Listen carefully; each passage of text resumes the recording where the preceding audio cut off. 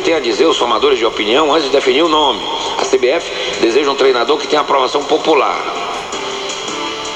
Então bota o Joaquim Barbosa para treinar a seleção brasileira, que tem aprovação popular. O Joaquim Barbosa, que ele tá saindo. A Dilma não pode, porque não está com essa aprovação toda, né? Está sendo vaiado nos estádios, aí não dá. Mas o Joaquim Barbosa, que agora que ele vai deixar o Supremo, chama o Joaquim Barbosa para treinar a seleção. Se o problema da CBF é a aprovação popular, tá aí. O Joaquim Barbosa tá lá no auge da popularidade. Pelo amor de Deus. Por isso não há expectativa de que a definição aconteça rapidamente. Segundo os cartolas da CBF, ainda não há um nome de consenso para assumir o scratch nacional.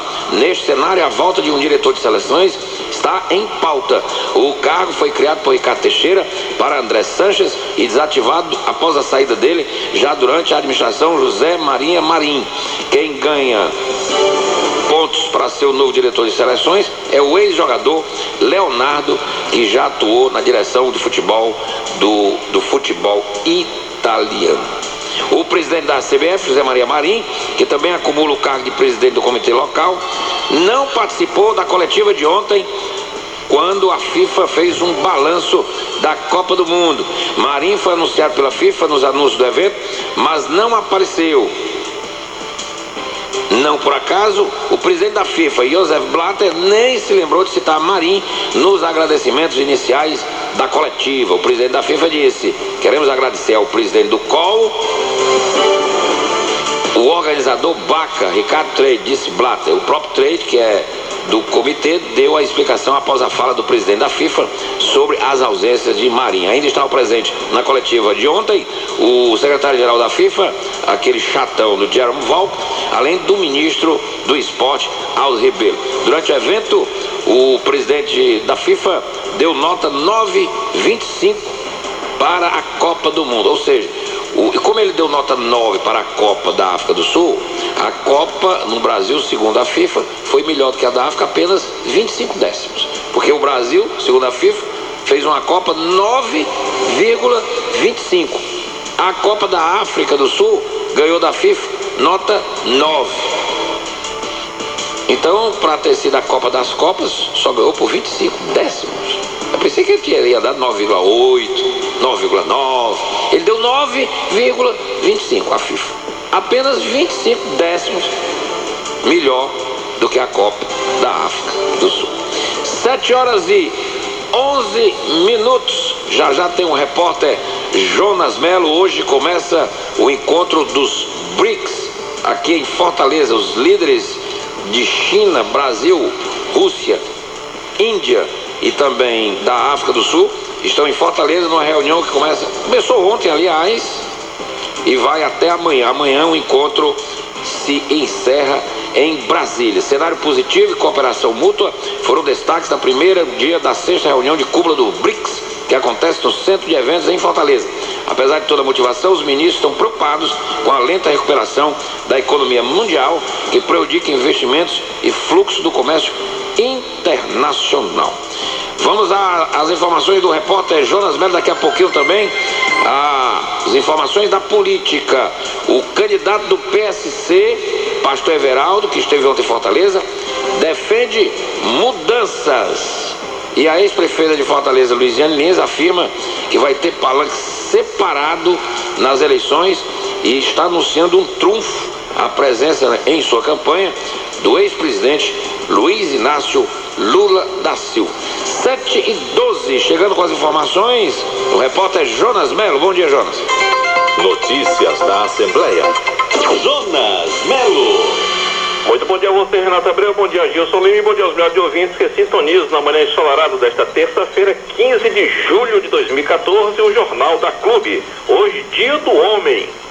E a Comissão de Trabalho, Administração e Serviço Público da Assembleia Legislativa do Ceará promove nesta terça-feira, no auditório Murilo Aguiar, uma audiência pública para tratar sobre a implantação dos serviços dos Correios nos conjuntos habitacionais do programa Minha Casa Minha Vida. Essas construções geralmente estão localizadas em bairros mais afastados dos centros das cidades, tornando difícil o acesso de alguns serviços. Por isso, a deputada Raquel Marques solicitou a realização da audiência pública para discutir a viabilidade de abertura de agências dos Correios nos conjuntos habitacionais do programa.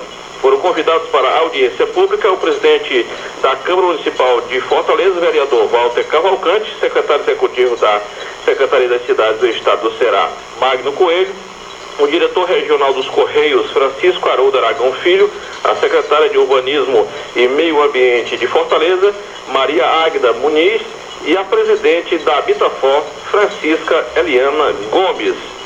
Com um alerta para a prevenção e promoção da saúde do homem, a Secretaria de Saúde do Estado realiza a mobilização no Shopping Benfica, na Avenida Carapinima 2200, nesta terça-feira, 15 de julho, com ações informativas e educativas sobre doenças sexualmente transmissíveis, distribuição de preservativos e combate ao tabagismo. A atividade marca o Dia do Homem, comemorado hoje, 15 de julho, em todo o Brasil. E uma informação, Renato: Brasília e Fortaleza cediam a sexta cúpula dos BRICS. Começou ontem, segunda-feira, aqui em Fortaleza, a sexta cúpula dos BRICS, o bloco formado por Brasil, Rússia, Índia, China e África do Sul. Estão sendo abordados temas como a inclusão social e o desenvolvimento sustentável, e os detalhes para a criação de um banco de fomento próprio. Segundo informações, esse banco terá sede em Fortaleza, mas quem tem os detalhes direto... Fortaleza? Mas ele pode ter sede em Xangai também, viu? Mas estão querendo colocar ele no estado do Ceará, somente na capital, Fortaleza. Tu não acha que Fortaleza ganha de Xangai, dos chineses? Mas vamos ouvir o Ricardo Carandina, porque ele está no centro de eventos e tem as informações. Em Fortaleza, os chefes de governo do Brasil, Rússia, Índia, China e África do Sul vão discutir alternativas para o crescimento da economia com inclusão social e respeito ao meio ambiente. O embaixador Flávio D'Amico explica por que este foi o tema escolhido. O objetivo é justamente sublinhar os modelos de desenvolvimento que foram eleitos pelos países dos BRICS, seja por intermédio de políticas públicas destinadas a aumentar a inclusão social e reduzir as desigualdades nos nossos países, seja pelo bom desempenho das economias que conseguiu tirar milhões de pessoas da pobreza. Os BRICS têm feito uma diferença na melhoria das condições de vida dos seus habitantes. Durante a cúpula, o BRICS também deve formalizar a criação de um banco de desenvolvimento e de um fundo de reservas.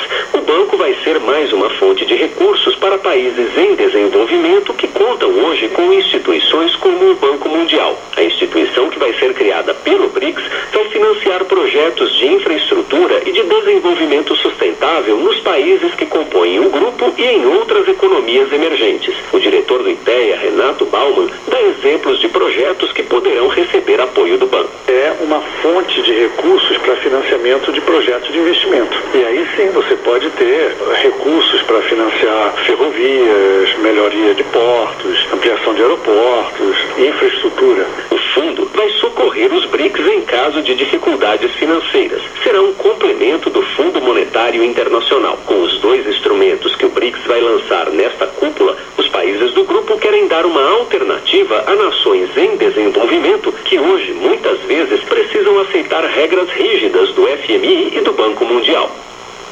Portanto, essa é a informação. E a presidenta Dilma Rousseff já está hospedada em um hotel da Beira-Mar e logo mais às 10 horas deverá seguir para o centro de eventos do estado do Ceará. Brasil e Rússia assinaram acordos para produção de vacinas. A presidenta Dilma Rousseff e o presidente da Rússia, Vladimir Putin, se reuniram ontem no Palácio do Planalto. Eles assinaram 7 acordos de cooperação bilateral, entre eles o que prevê a produção de vacinas para doenças como difteria, tétano, coqueluche e meningite. Mas quem acompanhou foi a repórter Priscila Mazinotti. Ela traz os detalhes.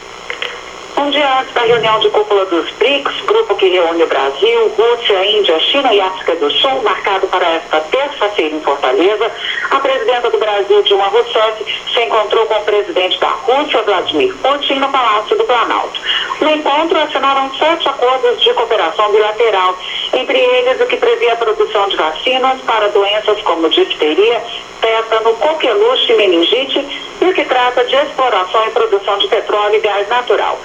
Outro acordo assinado nesta segunda-feira é o que trata do Plano de Ação de Cooperação Econômico-Comercial entre os dois países.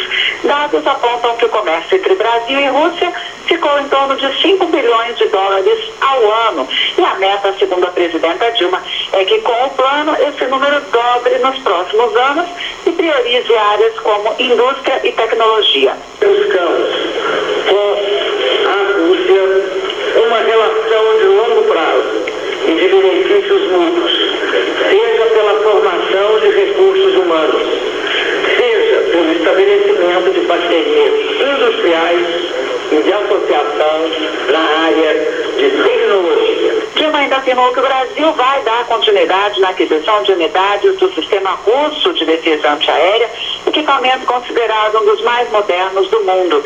Já o presidente russo, Vladimir Putin, lembrou que o Brasil é o terceiro maior parceiro da Rússia na América Latina e que por isso é importante discutir passos práticos para a implantação do plano de ação. De Brasília, Priscila Mazenotti. Uma proposta em análise no Senado Federal que é acabar com o chamado prefeito itinerante. O nome é dado ao prefeito que muda de domicílio eleitoral ao final do segundo mandato para concorrer ao mesmo cargo em uma cidade vizinha. Mas quem tem os detalhes direto da capital federal é a repórter Ana Beatriz Santos.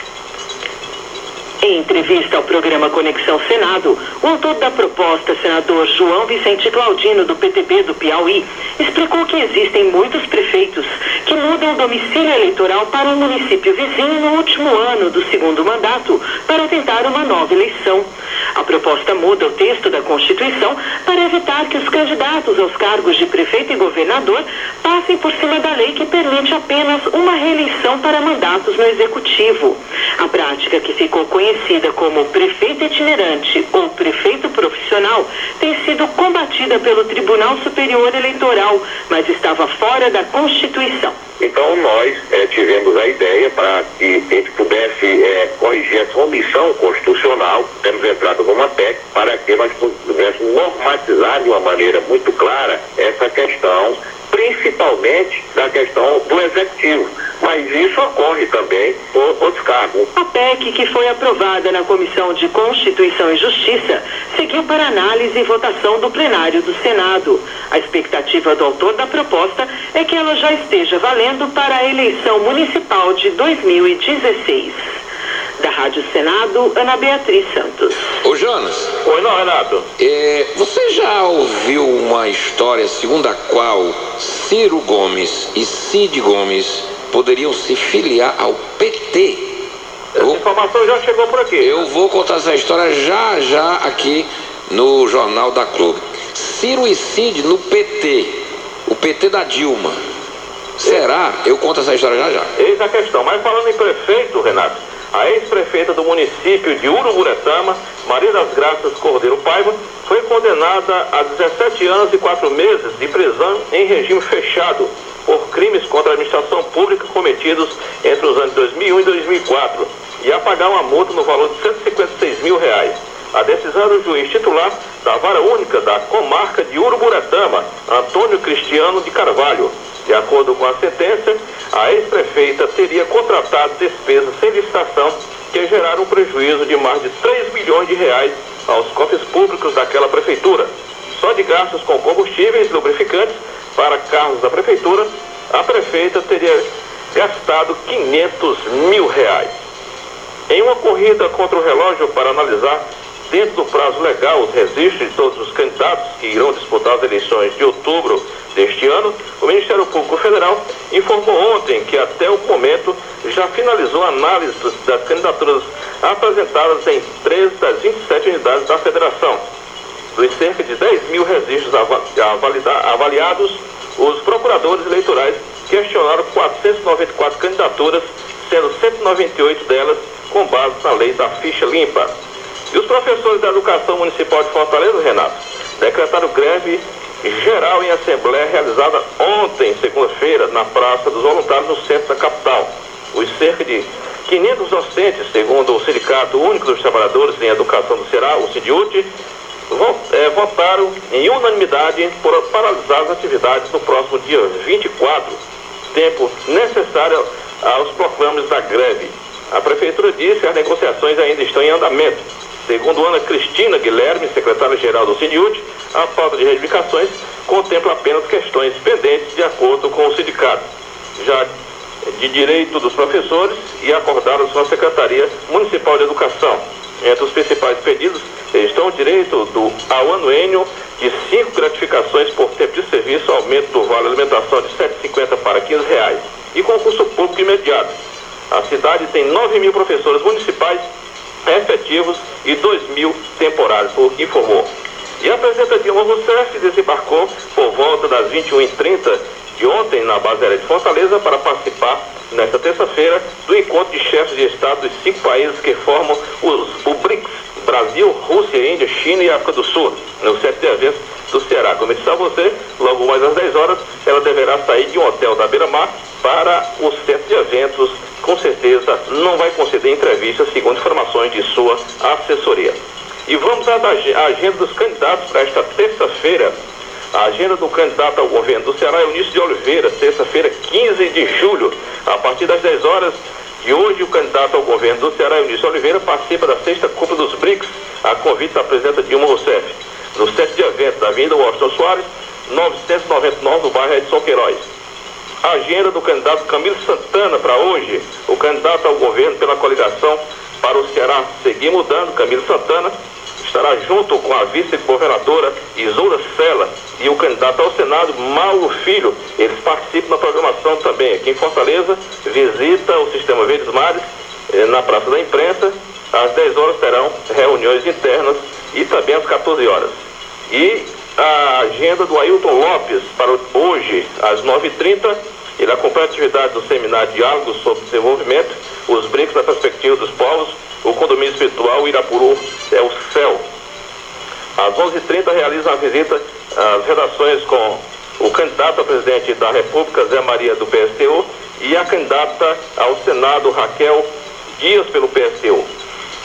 Às 15 horas, participa de atividades do Seminário Diálogo sobre Desenvolvimento, os BRICS na perspectiva dos povos. E às 18 horas participa de ato cearense de lançamento da candidatura de Zé Maria, do PSTU, a presidente da República, o Sindicato da Construção Civil.